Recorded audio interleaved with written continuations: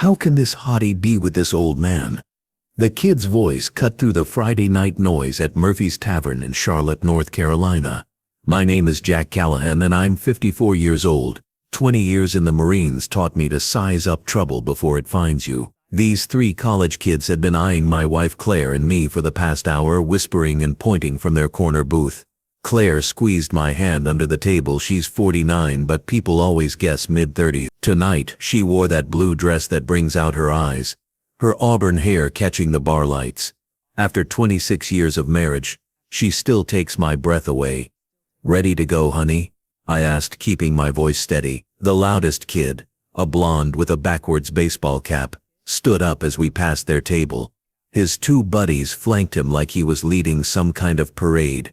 The blonde wore a University of North Carolina sweatshirt, probably weighed 160 soaking wet. Seriously though, he said loud enough for half the bar to hear.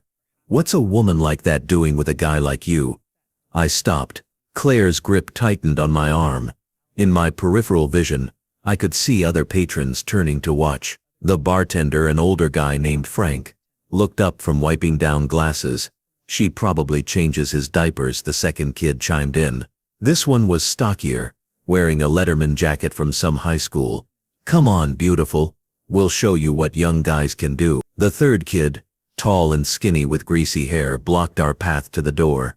Yeah, Grandpa probably can't even get it up anymore.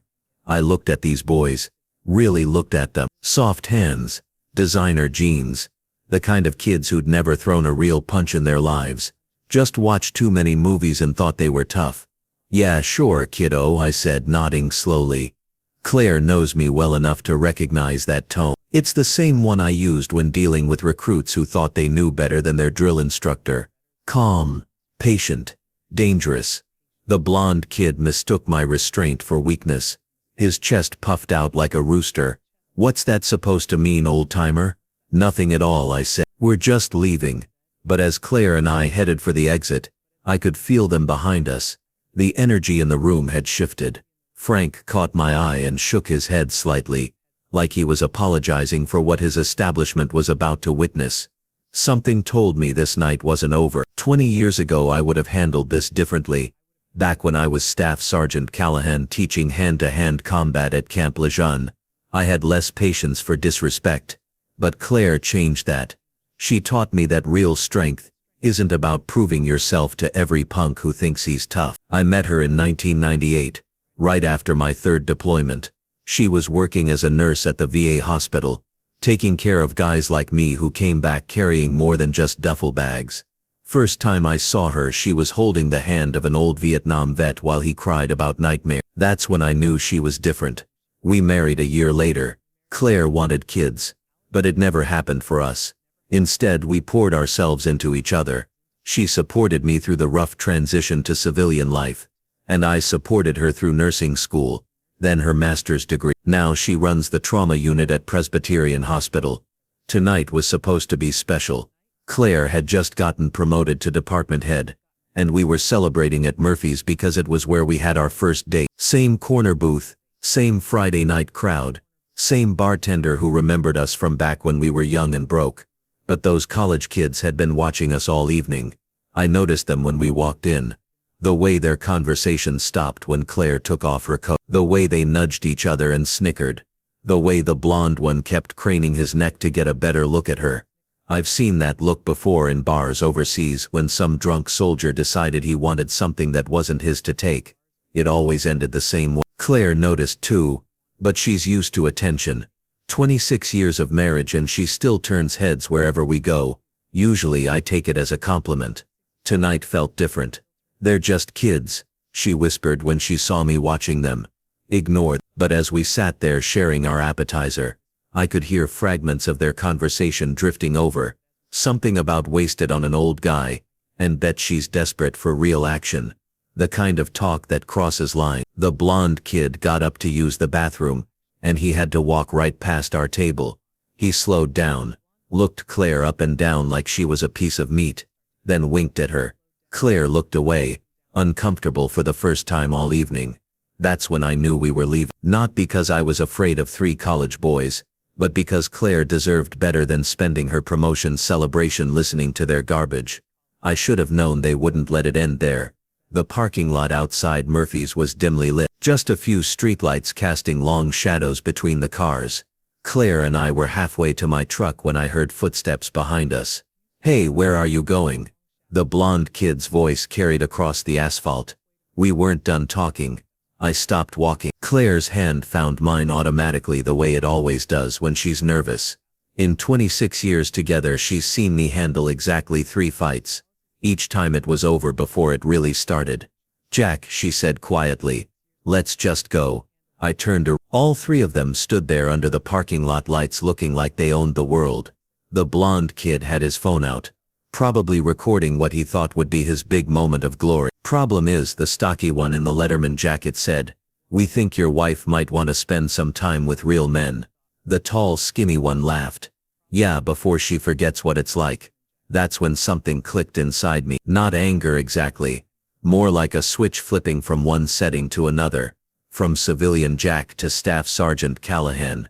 Claire felt the change in my posture.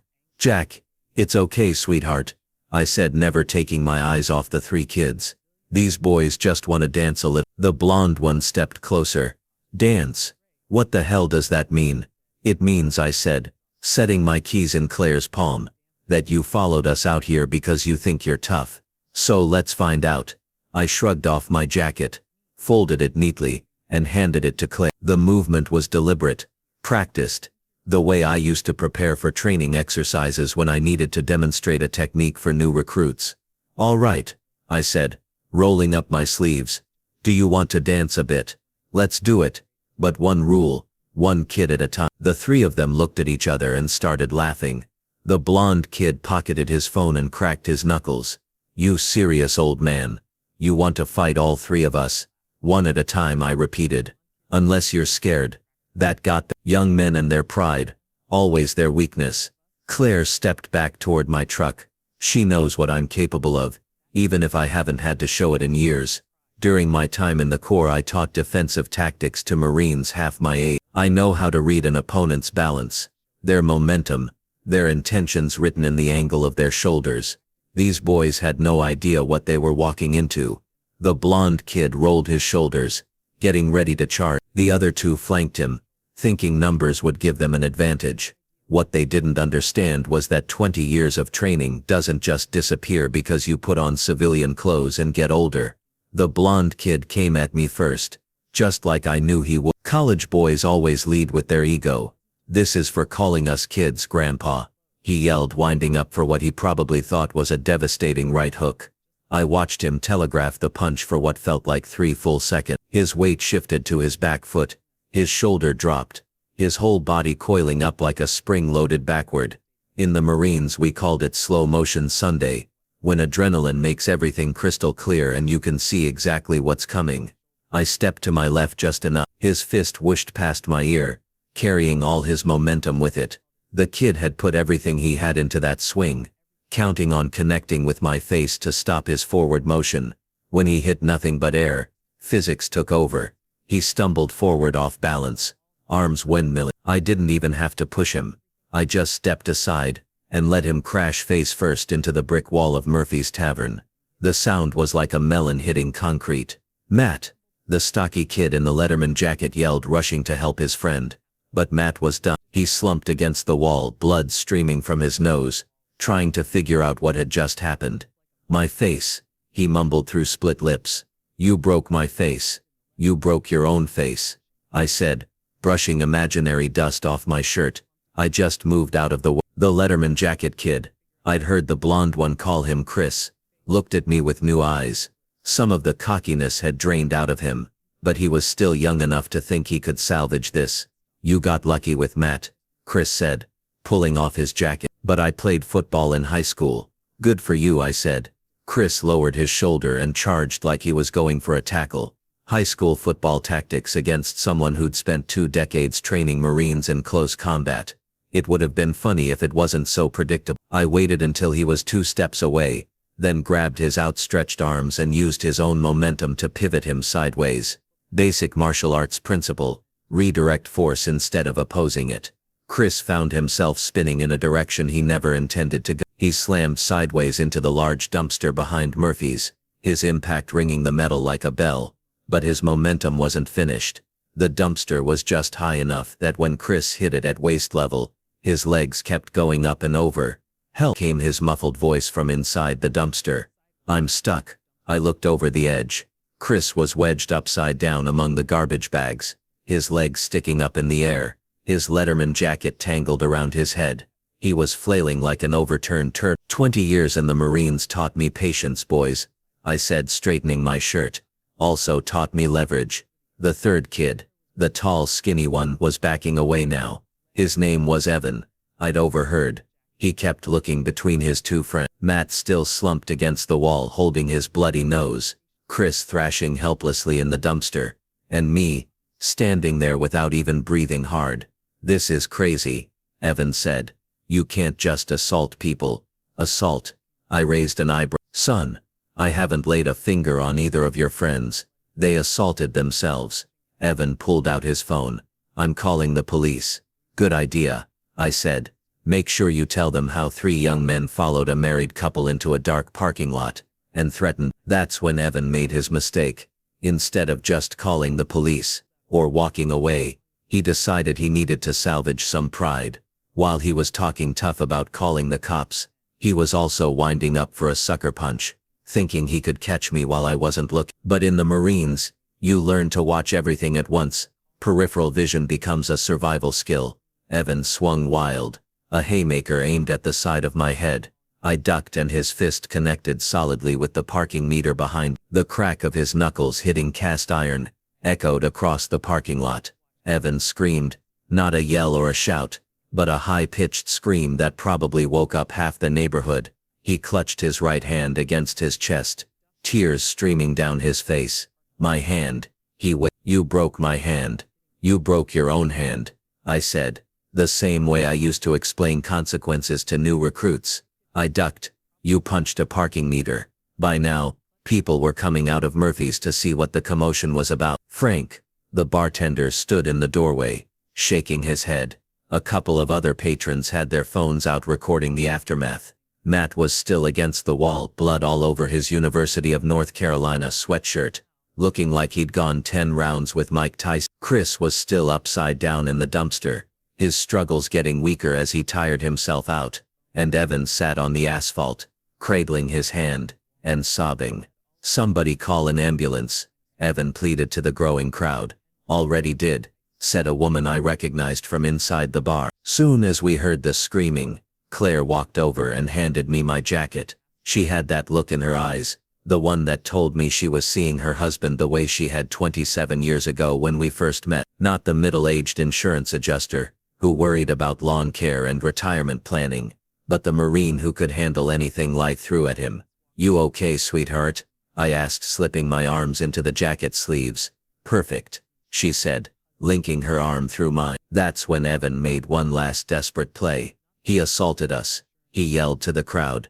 This old man attacked 3 college students. Frank stepped forward. "Son, I saw the whole thing through the window. You 3 followed this couple out here and started trouble. This gentleman never threw a single punch." "That's right," said the woman who'd called the ambulance. "I was recording on my phone, got the whole thing. These boys attacked themselves trying to fight someone who clearly knew what he was doing." Evan's face went pale as he realized his version of events wasn't going to fly. But he must have done something. "He moved," Frank said simply. "You boys did all the damage to yourselves." The sound of sirens was getting closer, both ambulance and police. From the sound of. Claire squeezed my arm. "We should probably stay and give a statement." "Already planning on it," I said. The truth was starting to sink in for these 3 kids. They'd picked a fight with someone they assumed was an easy target, and instead they'd humiliated themselves in front of witnesses. Even worse, they'd done it while being recorded. Chris finally managed to extract himself from the dumpster, but his Letterman jacket was ruined, and he was covered in whatever had been rotting in there. He smelled like old food and shame. "This isn't over," Matt mumbled through his swollen lip, but there was no conviction in it. "Yeah, it is," I said. "It's been over since before it started." The ambulance pulled into the parking lot. followed by 2 police cruisers. As the EMTs started checking over the 3 college kids, I could see the realization dawning on their face. They were going to have to explain to their parents, their friends, their professors, how they got beaten up by a 54-year-old man who never even hit them. Claire was right about one thing. This definitely wasn't how we'd planned to end our celebration dinner, but somehow it felt like exactly how it was supposed to end. Officer Linda Harris took our statements, while her partner, Officer Grant, dealt with the 3 college students. I'd known Linda for years, through my work with veteran support groups at the hospital where Claire worked. She listened to my account with professional interest, occasionally glancing at the phone videos the witnesses had provided. "So, let me get this straight," Linda said, reviewing her note. "They followed you into the parking lot, made verbal threats, and then each one hurt themselves trying to attack you." "That's correct," I said. "I used their momentum against them. Basic defensive tactics." "Defensive tactics," Linda repeated, writing it down. "From your military service." 20 years Marines, I confirmed. "Staff Sergeant retired." Claire stood beside me, still holding my hand. I could feel her pride in the way she squeezed my fingers every time I answered a question. Over by the ambulance, the 3 kids were getting patched. Matt needed stitches on his nose and forehead. Evan's hand was definitely broken, probably in multiple places, judging by how swollen it had gotten. Chris was mostly unhurt physically, but he still reeked of garbage, and his dignity was in tatters. "The thing is," Officer Grant said, walking over from where he'd been interviewing the college boys, "their stories don't match up with what the witnesses saw." "How so?" Linda asked. "They're claiming Mr. Callahan attacked them first," Grant explained. "But we've got 3 different phone videos showing them following the couple into the parking lot and instigating the confrontation." I wasn't surprised. Young men caught in embarrassing situations always try to rewrite history to make themselves look better. "They also keep insisting he must have hit them somehow," Grant continued. "They can't seem to accept that they injured themselves." Frank, the bartender, approached our group. "Officers, I've been tending bar for 30 years. I've seen every kind of fight you can imagine. What happened here wasn't a fight. It was 3 drunk kids trying to pick on someone they thought was an easy target and getting a lesson in physics. Instead, the EMTs were loading Evan into the ambulance, his broken hand in a temporary splint. Matt refused transport, but he looked like he'd been hit by a truck. Chris was being questioned separately by a 3rd officer who'd arrived as backup. "Are we free to go?" Claire asked. Linda nodded. "We have your contact information if we need anything else. But honestly, this looks pretty open and shut." 3 intoxicated individuals harassed a couple and then injured themselves while attempting assault. As we walked to my truck, I could hear Evan's voice from the ambulance talking on his phone with someone, probably his parents judging by his tone. "Mom, you don't understand," he was saying. "This old guy, he must have been some kind of martial arts expert or something. He totally destroyed us without even trying." Claire laughed quietly. "Martial arts expert, close enough," I said, opening her door for her. As I started the engine, Chris walked past our truck, still reeking of dumpster juice, his ruined Letterman jacket draped over his arm. He looked through the windshield at me with something like respect mixed with fear. Matt was leaning against a friend's car, holding tissues to his still bleeding nose, talking rapidly on his phone. Every few words, he'd gesture in my direction. "They're going to remember this night for the rest of their lives," Claire said, as we pulled out of the parking lot. "Good," I said. "Maybe next time they'll think twice before harassing someone." But I had a feeling the consequences for those 3 were just getting started. 2 weeks later, Claire showed me the video on her phone during breakfast. "Honey, you need to see this," she said, barely containing her laughter. The clip had over 2 million views on various social media platforms. Someone had compiled all 3 witness videos into one seamless piece, complete with slow-motion replays and commentary. The title read, "3 college bros get schooled by Marine grandpa without him throwing a single punch." I watched myself calmly stepping aside, as Matt face-planted into the wall. Then Chris's spectacular dumpster dive played back in slow motion with dramatic music. Finally, Evan's encounter with the parking meter, his scream echoing over freeze-frame shots of his shocked expression. "It's everywhere," Claire said, Scrolling through comments, Twitter, Instagram, TikTok, someone even made it into a meme. The comments were brutal. Imagine being so weak you get beaten up by physics. These boys really thought they were tough guys. That Marine didn't even break a sweat. When keeping it real goes wrong.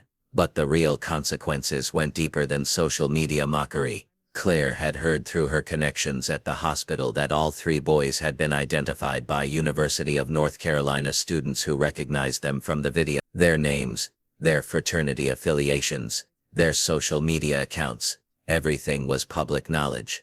Now, the university had launched a disciplinary investigation after the video went viral. Apparently, harassment of community members reflected poorly on the institution's reputation. Matt and Chris faced possible suspension. Evan was already on academic probation, and this incident pushed him over the edge into expulsion territory. Their fraternity had suspended all 3 pending the university's decision. The same organization that had taught them they were untouchable was now distancing itself from them as fast as possible. "Look at this one," Claire said, showing me a comment from someone who claimed to know them personally. "These guys used to act like they owned our campus. Now they can't show their faces anywhere without people laughing." The viral video had become a case study in consequences. Every campus security office in the state was using it in presentations about harassment and assault. Every self-defense instructor was showing it to demonstrate how proper training could neutralize threats without violence. 3 young men who'd started the evening thinking they were going to humiliate an older couple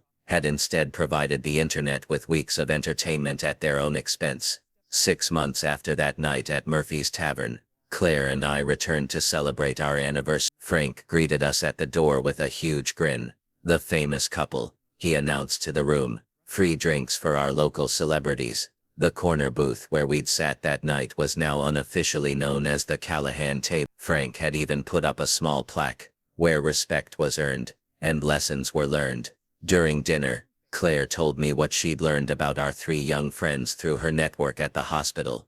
Matt had transferred to a different school after his fraternity expelled him permanently. The facial scarring from hitting the brick wall had required plastic surgery, leaving him with a constant reminder of that night. Chris had dropped out of college entirely after the video cost him his football scholarship. His parents had been mortified when the clip showed up on their social media feeds shared by everyone they knew. He was living at home now, working at a grocery store and trying to rebuild his reputation one day at a time. Evan had faced the worst consequence. His broken hand required multiple surgeries and months of physical therapy. The injury ended his dreams of playing baseball professionally. Combined with his expulsion from the university, he'd lost both his athletic and academic futures in one night. "Do you ever feel bad for?" Claire asked, cutting into her salmon. I thought about it for a moment, watching the same Friday night crowd that had witnessed their downfall. Young couples on dates, families having dinner, older folks like us enjoying a quiet evening out. They made their choices. Actions have consequences. I just helped them learn that lesson a little faster than they might have otherwise. Claire smiled and raised her wine glass. "To consequences then. To consequences." I agree. As we left Murphy's that night, I held the door for Claire and watched her step into the parking lot where 3 young men had learned the hardest lesson of their lives. The streetlights cast the same shadows, but everything felt different now. Peaceful, settled. Matt, Chris and Evan had discovered that the world doesn't owe you respect just because you demand it, and that real strength isn't about intimidating people who seem weaker than you. Their public humiliation had followed them across social media platforms and into their real lives, costing them friendships, academic opportunities, and social standing within their community. The viral video had become a permanent record of their poor judgment, searchable by future employers, potential romantic partners, and anyone else who might Google their names. Their attempts to play the victim had backfired when witnesses and video evidence contradicted their claims, leaving them to face not only physical consequences, but also the loss of credibility and respect from family, friends, and institutions. The 3 had learned that some mistakes echo far beyond the moment they're made, and that 20 seconds of bad decisions can reshape entire futures. Sometimes the best victories are the ones where you never have to throw a punch.